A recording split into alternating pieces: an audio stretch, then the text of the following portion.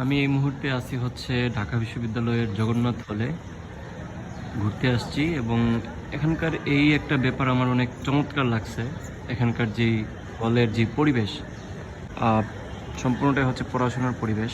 হ্যাঁ, অনেকেই হয়তো চিন্তা করে যে ঢাকায় মনে হয় শুধুমাত্র জ্যাম, প্রচুর মানুষ, প্রচুর শব্দ, হ্যাঁ পরিবেশ বলতে কিছু নাই। আমার আসলে মোটেই, বিশেষ করে ঢাকা বিশ্ববিদ্যালয়ের হলগুলোতে এরকম মনে হয় না।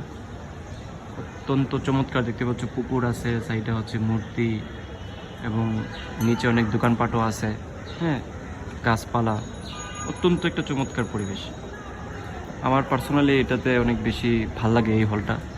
হ্যাঁ, তো তোমরা যারা ঢাকা বিশ্ববিদ্যালয়ে প্রিপারেশন নিশ্চয় এবং ভাবতেছো যে ঢাকায় মূলত আসবা অথবা ঢাকা বিশ্ববিদ্যালয়ে পড়বা, তোমরা আসলে গ্রাম থেকে যারা আসতেছো তারা আসলে এটা চিন্তা করার কিছু নাই যে হয়তোবা একটা জেলখানায় যায় পৌঁছাবো, যেখানে শুধু মানুষ, যানজট, অনেক যানবাহন, যান্ত্রিক সব কিছু, কোনো গাছপালা নাই, কিচ্ছু নাই।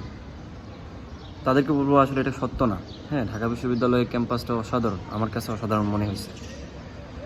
ক্যাম্পাসের ভিতরে এবং হলগুলোর পরিবেশ তো দেখলাই, অত্যন্ত চমৎকার। তোমরা যারা আসবা, আমি মনে হয় না এখানে রিগ্রেট ফিল করবা। ইতিহাস, ঐতিহ্য থেকে শুরু করে সবগুচ্ছ যেই বিদ্যাপীঠ, সাথে হচ্ছে এখানকার পরিবেশ, হলগুলার যেই তোমার আবেশ, অত্যন্ত চমৎকার।